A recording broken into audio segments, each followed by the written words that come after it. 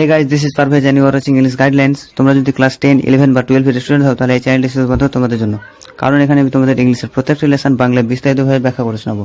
তাহলে দেরি না করে এই চ্যানেলটি এখনই সাবস্ক্রাইব করো এবং বেল আইকনটি ক্লিক করো যাতে পরবর্তী লেসনগুলো মিস না করো। Hello and welcome back to English guidelines. Today I have back with a new video. আর আজকে আমি এই ভিডিওটির মধ্যে দিয়ে প্রিপোজিশনের এমন কিছু নিয়ম বলবো যে নিয়মগুলি জানার পর বাক্যে প্রিপোজিশন ব্যবহার করতে তোমাদের কোনো অসুবিধা হবে না। তো চলো আর দেরি না করে স্টার্ট করা যাক। এর আগে আমরা জেনে নিই প্রিপোজিশন কাকে বলে।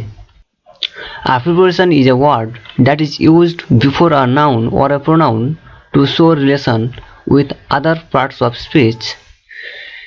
যে শব্দ নাউন বা প্রোনাউনের আগে বসে সেই নাউন বা প্রোনাউনের সঙ্গে বাক্যের অন্য শব্দগুলির সম্বন্ধ বোঝায় তাকে প্রিপোজিশন বা পদান্বয়ী অব্যয় বলে। প্রিপোজিশন সবসময় নাউন বা প্রোনাউনের আগে বসে। বাক্যে প্রিপোজিশন ব্যবহার করার জন্য কিছু কমন নিয়ম রয়েছে, সেই নিয়মগুলি চলো দেখে নেওয়া যাক। নির্দিষ্ট সময়, ছোট কোনো স্থান যেমন শহর, গ্রাম, পাড়া বোঝাতে সেই নাউনটির আগে অ্যাট বসে। নির্দিষ্ট কোনো সময় বোঝাতে তার আগে অ্যাট ব্যবহার করি, যেমন অ্যাট 10 o'clock বা অ্যাট 5 PM। বা ছোট কোনো স্থানের ক্ষেত্রেও আমরা অ্যাট ব্যবহার করি, সেটা ছোট শহর হতে পারে, ছোট গ্রাম হতে পারে বা পাড়া হতে পারে। তারপরে দেখো, বড় শহর, দেশ, মাস, ঋতু, সাল বোঝাতে সেই নাউনটির আগে ইন বসে। নেক্সট, গতি বা দিক বোঝাতে গো, ওয়াক ইত্যাদি ভার্বের পরে টু বসে। টু মানে প্রতি। টু সাধারণত গতি বা দিক বোঝাতে ব্যবহার করা হয়। কোনো কোনো সময় ইনফিনিটিভ হিসাবেও টু ভার্বের আগে ব্যবহার করা হয়, যেমন I want to do something, I want to do, to plus verb. I want to go there, to go. I have to do, have to do. Next, কোনো কিছু থেকে শুরু বোঝাতে ফ্রম বসে। ফ্রম মানে থেকে, তো কোনো কিছু থেকে শুরু বোঝাতে ফ্রম ব্যবহার করা হয়। নেক্সট, অতীতকালে কোনো নির্দিষ্ট সময় থেকে শুরু বোঝাতে সিন্স বসে, যেমন I have been studying in this school since 2005। আমি এই স্কুলে পড়ছি 2005 সাল থেকে। নেক্সট, কোনো কিছুর ভিতরের দিকে গতি বোঝাতে ইনটু বসে। ইনটু মানে ভিতরে। নেক্সট, দুইয়ের মধ্যে বোঝাতে বিটুইন এবং দুইয়ের বেশি বোঝাতে অ্যামং বসে। বিটুইন কখন বসবে? যখন দুটো জিনিসের ঠিক মধ্যেখানে কোনো জিনিস বোঝাবে তখন আমরা সেখানে বিটুইন ব্যবহার করব। বা হয়তো অনেকজন রয়েছে বা অনেক কিছু, মানে যদি বস্তু ধরি তো অনেকগুলো বস্তুর মধ্যে যদি একটা বস্তুকে আমরা চিহ্নিত করি তাহলে আমরা ব্যবহার করব অ্যামং। নেক্সট, কোনো বস্তুর ঠিক ওপরে অবস্থান বোঝাতে অন বসে, যেমন on the table, on the floor. Next, কোনো বস্তুর থেকে আলাদা অবস্থায় উঁচুতে বোঝাতে অ্যাবভ বসে। তাহলে ওয়ান এবং অ্যাবভের মধ্যে পার্থক্যটা কি হচ্ছে?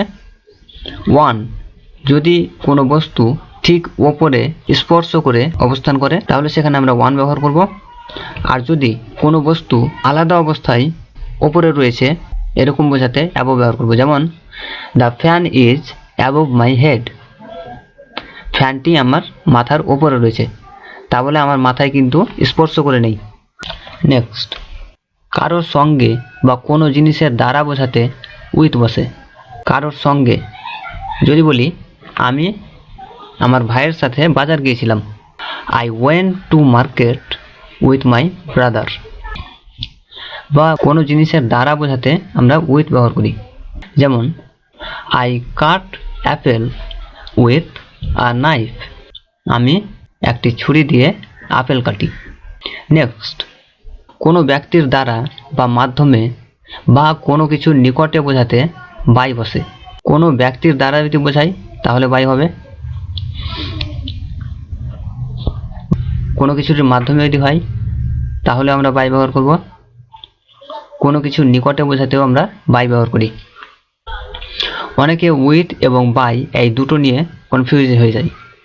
কোনো সময় আমরা মনে করি যে এখানে হয়তো উইথ ব্যবহার হবে, আবার মনে হয় যে বাই বসালেও হয়তো মিনিংটা চলে আসবে। আমরা যদি কোনো জিনিসের দ্বারা কিছু করা বোঝাই তখন আমরা ভাবি যে বাই মানেও দ্বারা হয়, তো আমরা বাই হয়তো ব্যবহার করতে পারবো, কিন্তু দেখবে সেই জিনিসটা যদি কোনো ইনস্ট্রুমেন্ট হয় বা কোনো বস্তু থাকে তাহলে সেখানে আমরা উইথ ব্যবহার করব।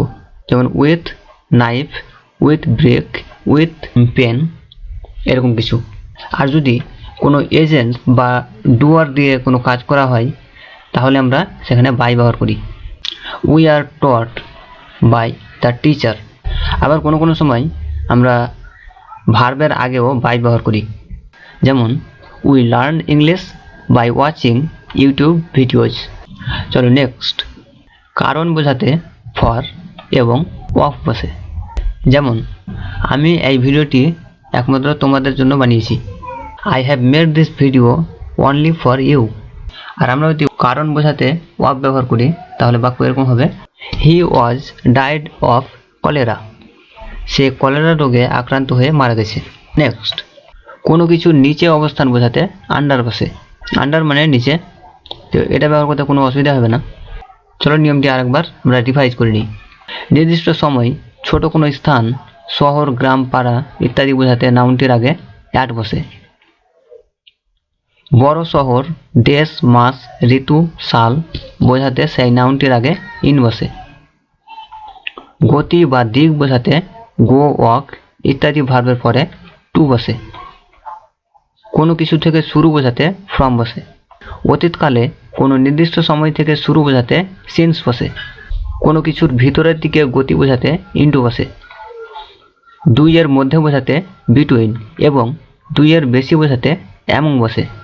কোনো বস্তুর উপরে অবস্থান বোঝাতে ওয়ান বসে। কোনো বস্তুর থেকে আলাদা অবস্থায় উঁচুতে বোঝাতে অ্যাবভ বসে। কারো সঙ্গে বা কোনো জিনিসের দ্বারা বোঝাতে উইথ বসে।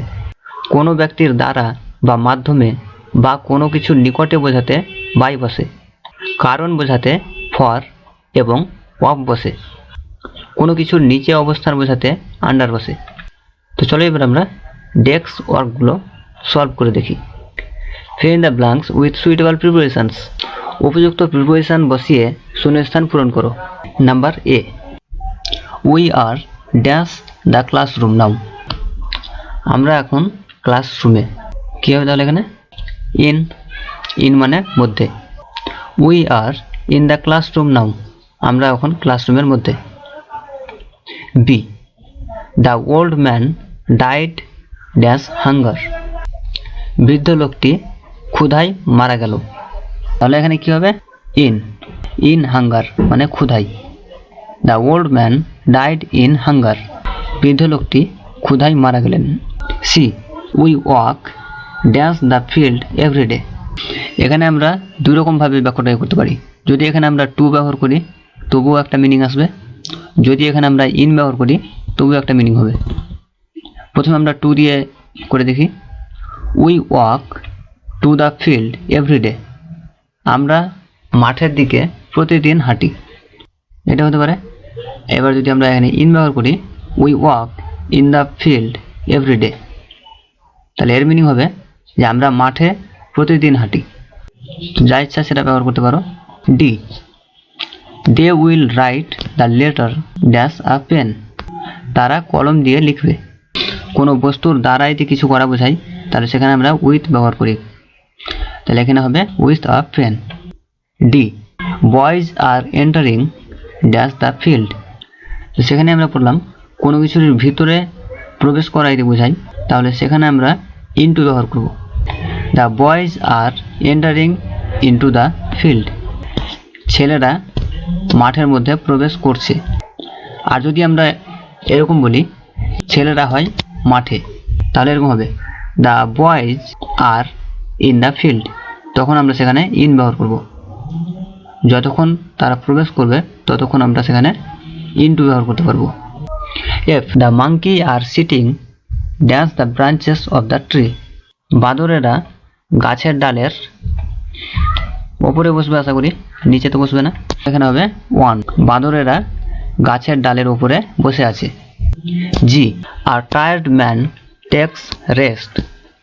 Dash a tree. একটি ক্লান্ত লোক রেস্ট নিচ্ছে, গাছের নিচে রেস্ট নিবে, under a tree. Next H, he hits the ball dash a bat. তাহলে এখানে উইথ হবে, he hits the ball with a bat. সে একটি ব্যাট দিয়ে বলটিকে হিট করলো, মানে মারলো। I, don't stand dash me, don't stand by me. Stand by মানে পাশে দাঁড়ানো, আমার পাশে দাঁড়াবে না বা আমাকে সমর্থন করবে না। যে, দে উইল রিচ দেয়ার, তারা সেখানে পৌঁছাবে ড্যাশ 5 PM, অ্যাট 5 PM। যদি কোনো নির্দিষ্ট সময় বোঝাই তাহলে তার আগে অ্যাট ব্যবহার করতে হয়। K, dash 6 o'clock in the morning I get up from bed. এখানেও একটা নির্দিষ্ট সময় বোঝাচ্ছে, তাহলে এখানে হবে at 6 o'clock in the morning I get up from bed. আমি সকাল 6টার সময় বিছানা থেকে উঠে পড়ি। L, he is running dash the gate now. তাহলে এখানে হবে he is running to the gate নাও।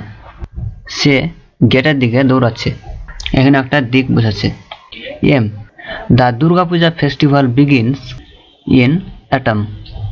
আমরা সেখানে পড়লাম যে ঋতুর আগে ইন ব্যবহার করতে হয়। দুর্গা উৎসব শুরু হয় হেমন্তকালে। N, the child went to the fair with his mother. আমরা এখনই বললাম যে সঙ্গে বোঝালে উইথ ব্যবহার করতে হয়। ছেলেটি তার মায়ের সঙ্গে মেলায় গিয়েছিল। ও, উই এনজয় হলিডে, আমরা ছুটির দিন পালন করি। ওয়ান সানডে, রবিবার দিন। আমরা বারগুলির আগে ওয়ান ব্যবহার করি। P, the boy was punished for delay. ছেলেটিকে দেরি হওয়ার কারণে শাস্তি দেওয়া হয়েছে। কিউ, উই গো দেয়ার, আমরা সেখানে যাই বাই বাস। বাসটা একটা মাধ্যম, আর কোনো মাধ্যমের আগে আমরা বাই ব্যবহার করি। আমরা সেখানে বাসে করে যাই। The bat is made of wood, ব্যাটটি হয় কাঠের তৈরি।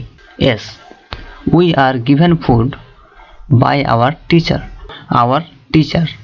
এটা একটা ডুয়ার, তাই সেখানে আমরা বাই ব্যবহার করব। T, we came from Bangladesh here, আমরা বাংলাদেশ থেকে এখানে এসেছি। আশা করছি প্রিপারেশন সম্পর্কে অনেকটাই সমস্যা তোমাদের এই ভিডিওটির মধ্যে দিয়ে ক্লিয়ার হয়ে গেছে। যদি এখনও কোনো সমস্যা থাকে তাহলে এই ভিডিওটিকে আরেকবার দেখো, আর তারপরে যদি সমস্যা না মিটে তাহলে আমাকে কমেন্টে লিখো, আমি অবশ্যই সেগুলোর উত্তর দেবো। আর এই ভিডিওটি যদি তোমাদের ভালো লাগে তাহলে অবশ্যই লাইক করো, শেয়ার করো বন্ধুদের সঙ্গে। আর যারা আমার এই ইংলিশ গাইডলাইন্স চ্যানেলের সঙ্গে জুড়ে রয়েছে তাদের আমি অনেক অনেক ধন্যবাদ জানাই। আর যারা ইংলিশ গাইডলাইন্স চ্যানেলে নতুন রয়েছে তাদের বলছি চ্যানেলটি এখনই সাবস্ক্রাইব করে পাশে বেল আইকনটিকে ক্লিক করে দেবে, যাতে পরবর্তী লেসনগুলো দেওয়া মাত্রই তোমরা সঙ্গে সঙ্গে নোটিফিকেশন পেয়ে যাও। সবাই ভালো থেকো, see you soon in the next video, keep watching.